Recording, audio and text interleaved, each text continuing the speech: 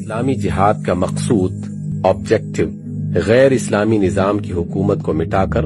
اسلامی حکومت قائم کرنا ہے۔ اسلام یہ انقلاب صرف ایک ملک یا چند ملکوں میں نہیں بلکہ تمام دنیا میں برپا کرنا چاہتا ہے۔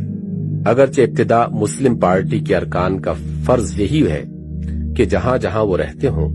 وہاں کے نظام حکومت میں انقلاب برپا کریں، لیکن ان کی آخری منزل مقصود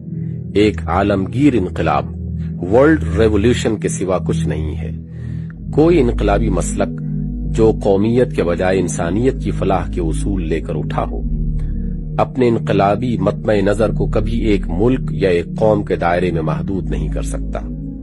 بلکہ وہ اپنی فطرت کے عین اقتضا ہی سے مجبور ہے کہ عالمگیر انقلاب کو اپنا مطمع نظر بنائے۔ حق جغرافی حدود کو قبول کرنے سے انکار کرتا ہے۔ اس کا مطالبہ یہ ہے کہ میں اگر کسی پہاڑ یا دریا کے اس پار حق ہوں تو اس پار بھی حق ہوں۔ نوع انسانی کے کسی حصے کو بھی مجھ سے محروم نہ رہنا چاہیے۔ انسان جہاں بھی ظلم و ستم کا اور افراط و تفرید کا تختہ مشق بنا ہوا ہے وہاں اس کی مدد کے لیے پہنچنا میرا فرض ہے۔ حضرت صلی اللہ علیہ وسلم کے بعد جب حضرت ابو بکر رضی اللہ عنہ پارٹی کے لیڈر ہوئے تو انہوں نے روم اور ایران دونوں کی غیر اسلامی حکومتوں پر حملہ کیا۔ پھر حضرت عمر رضی اللہ عنہ نے اس حملے کو کامیابی کے آخری مراحل تک پہنچا دیا۔ مصر و شام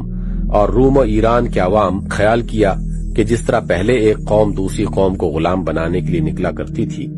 اسی طرح اب بھی ایک قوم اسی غرض کے لیے نکلی ہے۔ اس غلط فہمی کی بنا پر لوگ قیصر و کسریٰ کے جھنڈے تلے مسلمانوں سے لڑنے کے لیے نکلے، مگر جب ان پر مسلم پارٹی کے انقلابی مسلک کا حال کھلا اور جب انہیں معلوم ہوا کہ یہ جفاکارانہ قوم پرستی ایگریسو نیشنلزم کے علمبردار نہیں ہیں بلکہ قومی اغراض سے پاک ہیں اور محض ایک عادلانہ نظام قائم کرنے آئے ہیں اور ان کا مقصد در حقیقت ان ظالم طبقوں کی خداوندی کو ختم کرنا ہے جو قیصریت و کسرویت کی پناہ میں ہم کو تباہ و برباد کر رہے ہیں، تو ان کی اخلاقی ہمدردیاں مسلم پارٹی کی طرف ہو گئیں۔ وہ قیصر و کسریٰ کے جھنڈے سے الگ ہوتے چلے گئے اور اگر مارے باندھے فوج میں بھرتی ہو کر لڑنے آئے بھی تو بے دلی سے لڑے۔ یہی سبب ہے کہ ان حیرت انگیز فتوحات کا جو ابتدائی دور میں مسلمانوں کو حاصل ہوئیں اور یہی سبب ہے اس کا کہ اسلامی حکومت قائم ہونے کے بعد جب ان ممالک کے باشندوں نے اسلامی نظام اجتماعی کو عملاً کام کرتے ہوئے دیکھا تو وہ خود اس بین الاقوامی پارٹی میں شریک ہوتے چلے گئے اور خود اس مسلک کے علمبردار بن کر آگے بڑھے تاکہ دوسرے ملکوں میں بھی اس کو پھیلا